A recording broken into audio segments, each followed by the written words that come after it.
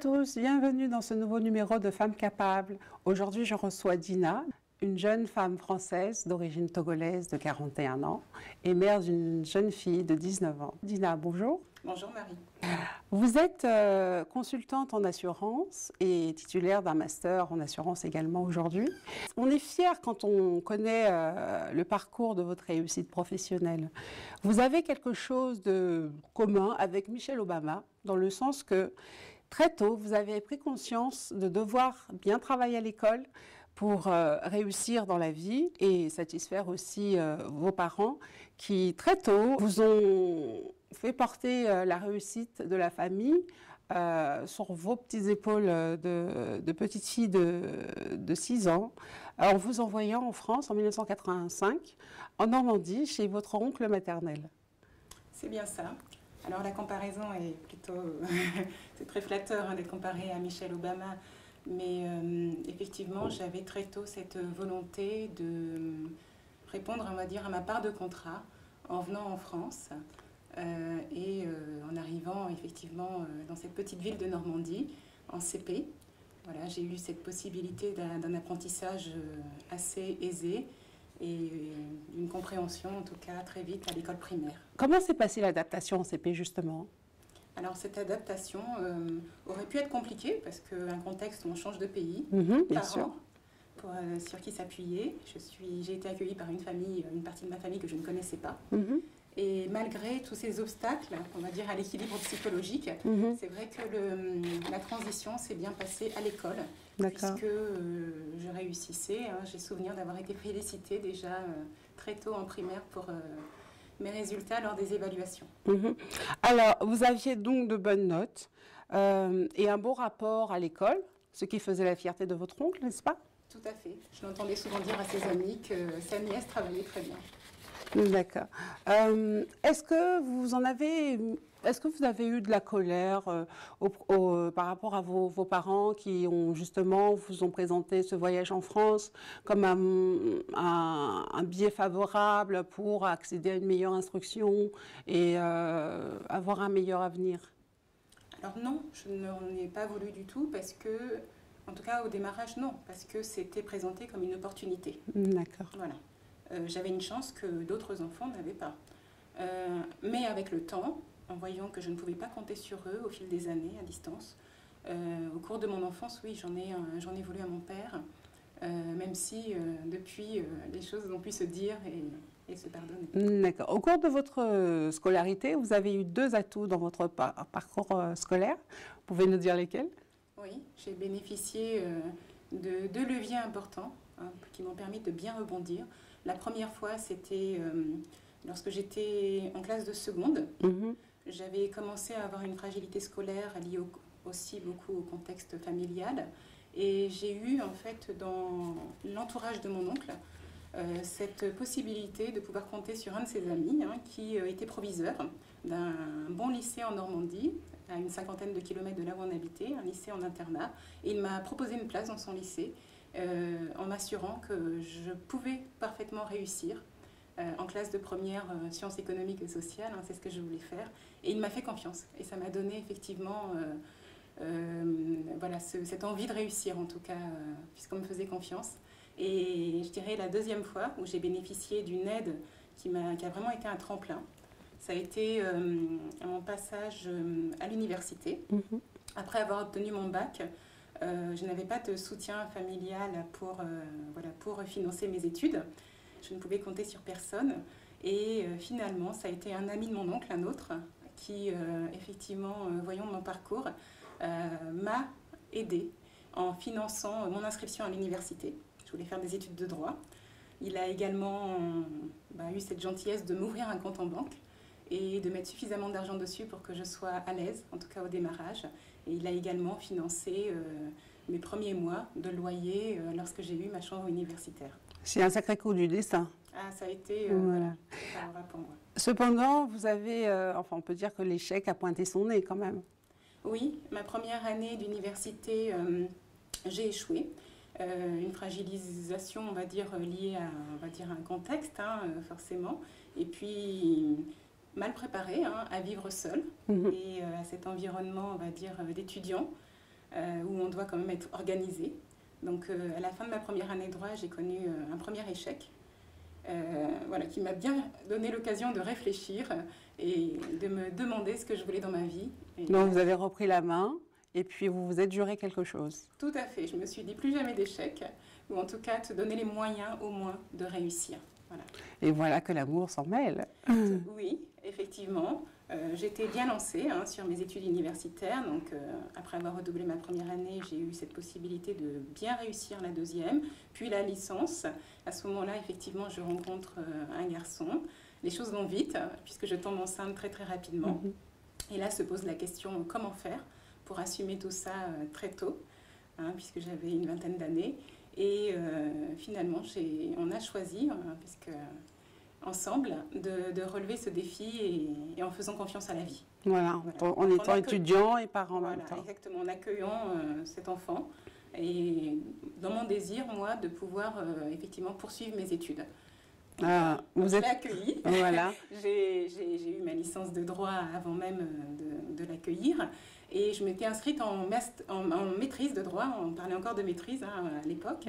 Et cette maîtrise, par contre, je n'ai pas pu la terminer, cette maîtrise de droit, parce que j'avais ce rôle de maman très difficile, puisque à côté de ça, il fallait voilà, les ressources économiques, mais surtout cette stabilité, on va dire, dans le foyer que je perdais, puisque avec son papa, ça commençait à battre de l'aile. D'accord. Et on vous a donné un répit, on va dire, vous êtes retourné au Togo pendant 5 mois.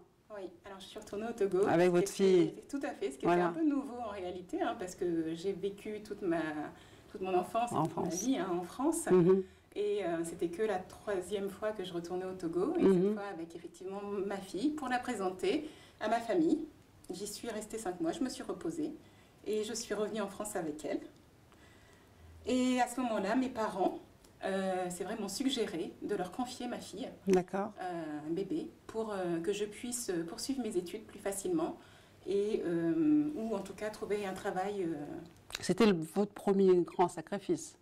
J'ai accepté effectivement de leur confier ma fille, donc je suis tout de suite retournée au Togo pour leur confier. Les choses se sont faites très rapidement. Ça a été un sacrifice important en tant que mère de se séparer de sa fille. J'avais moi-même été en quelque sorte victime de ce sacrifice, parce que mes parents... voilà, on voulait bien faire eux aussi. Tout à fait. Effectivement, ce lien-là. Effectivement. Donc pendant 2 ans, j'ai dû me séparer d'elle et j'allais à chaque fois que je pouvais, c'est-à-dire tous les 3-4 mois, la voir. D'accord. Et c'était pour vous un moment d'exigence, parce que vous aurez pu rester en France et élever votre fille toute seule dans des conditions, enfin l'État français vous aurez pu bénéficier des avantages sociaux qu'on offre aux familles pour élever leurs enfants, mais vous avez fait le choix de laisser votre fille au Togo le temps de vous donner, de trouver un meilleur travail et vivre dans un environnement, on va dire, favorable à l'éducation de l'enfant. Vous pouvez nous en dire plus? Oui. Parce que j'avais, moi, reçu ce modèle de travail, en fait, pour construire sa vie. Je ne me voyais pas dépendre, on va dire, en tout cas sur une durée de vie de minima sociaux. Voilà, j'avais vraiment un projet quand même de vie, c'est-à-dire bâtir voilà, une réussite quand même, on va dire, professionnelle. J'ai toujours eu cette envie, même en étant... Voilà, et même pour le lieu de vie aussi, vous vouliez un cadre adapté, favorable. Tout à fait, tout à fait. Je voulais aussi préparer pour ma fille un environnement qui soit suffisamment favorable à ce qu'elle soit éduquée de façon épanouie. En fait. D'accord, donc vous revenez en France, et puis à ce retour-là, vous trouvez un poste chez Fidelia en tant qu'assistante. Et puis, ce poste aussi, cette entreprise vous permet de bénéficier du 1% patronal, au droit au logement, et aussi peut-être des moyens, une perspective d'évoluer professionnellement. Tout à fait.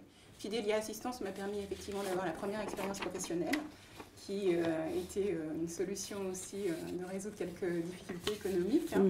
Donc, j'étais chargée d'assistance. D'accord. Mais pour moi, ce n'était pas une fin en soi. Tout à fait. C'était un poste en vue voilà, d'autres choses plus tard.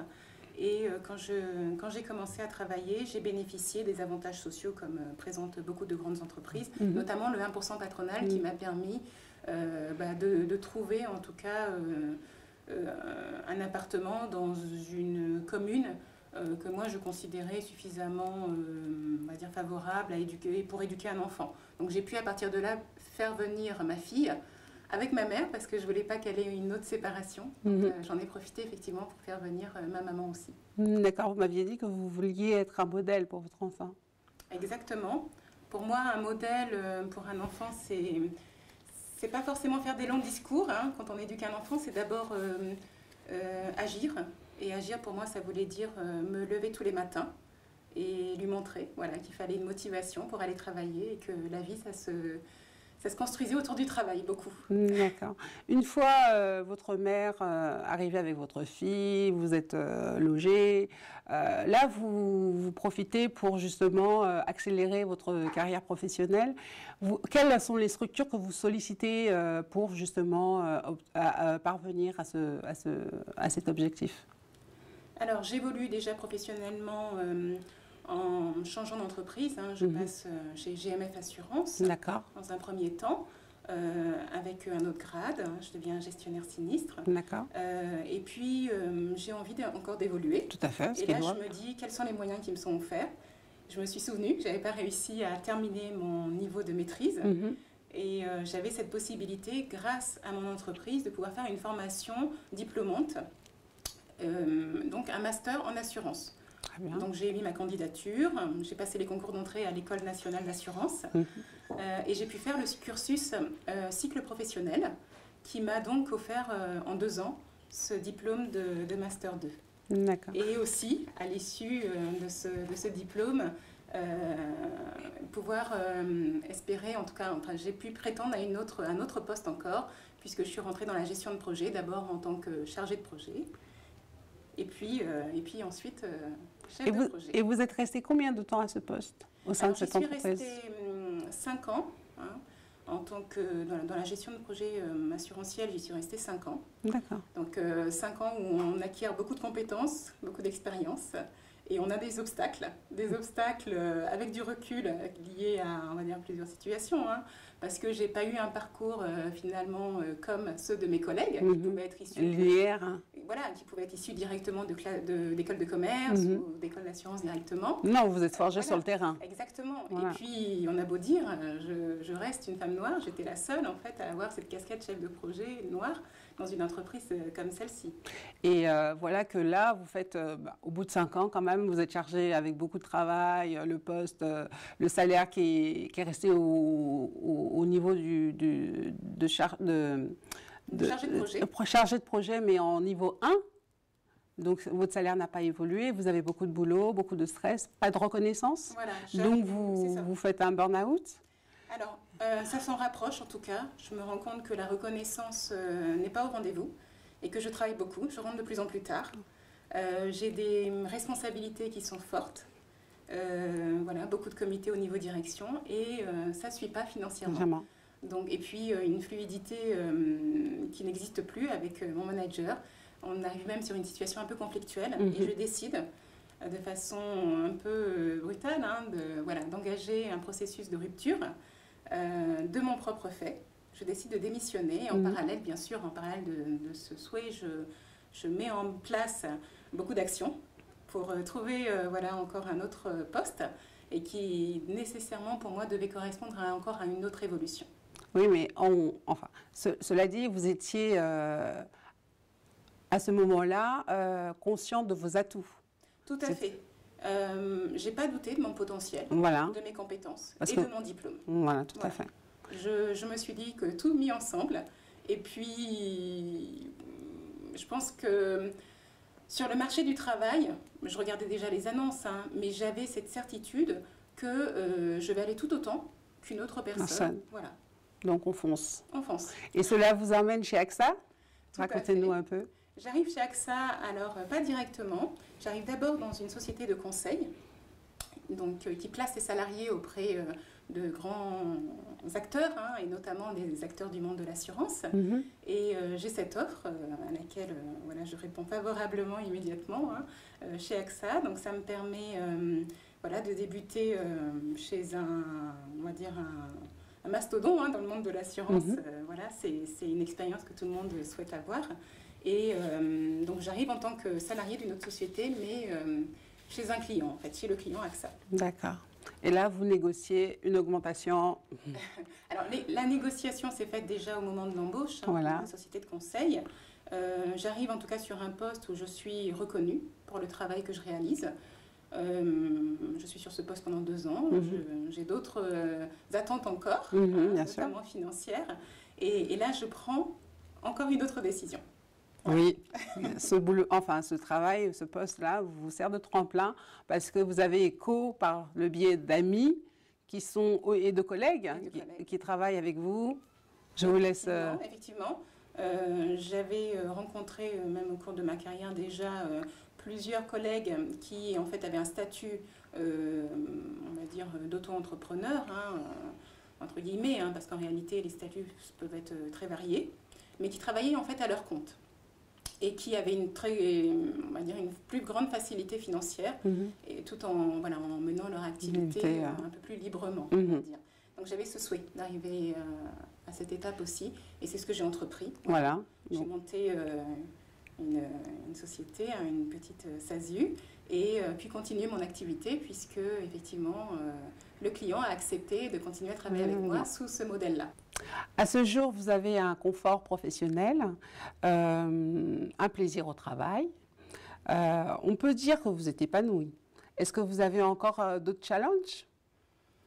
Oui, pourquoi pas. Je me dis pourquoi pas faire grossir ma société, avoir des collaborateurs consultants aussi. Pourquoi pas, effectivement. Pour l'instant, c'est à l'étape encore, on va dire, idée. Ça émerge tout doucement. Mais je pense qu'il y aura d'autres choses qui vont se réaliser. Oui. D'accord. Mesdames, comme vous le voyez, le travail a été le succès de la vie professionnelle de Dina. Donc, il n'y a que le travail qui paye. Dina, je vais vous laisser le mot de la fin pour ces mamans qui, comme vous, peut-être n'ont pas encore le déclic. Peut-être sauriez-vous les convaincre pour justement débloquer ce déclic et elles aussi parvenir à se réaliser, solliciter les structures existantes comme l'AFPA, Pôle emploi, on ne sait pas. Mais en tout cas, il faut aller cogner aux portes. Et donc, je vous laisse le mot de la fin. Et moi, je vous dis à bientôt pour une prochaine émission de Femmes Capables. Alors moi, je dirais à toutes les femmes, déjà, qui élèvent seules leur enfant, qui a une possibilité d'avoir un beau projet de vie, déjà. Et ça passe par le travail, certes, mais surtout avoir confiance en soi. Moi, c'est ce que je dirais comme mot de fin, c'est faites-vous confiance. Vous avez les atouts, on en a tous, des talents. Il faut savoir les mettre en lumière. Et ça, c'est possible au travers du travail et aussi des relations qu'on peut avoir à rencontrer dans sa vie. Donc, n'hésitez pas à y aller, il faut foncer. Et se faire confiance. Tout à fait. Merci, Dina.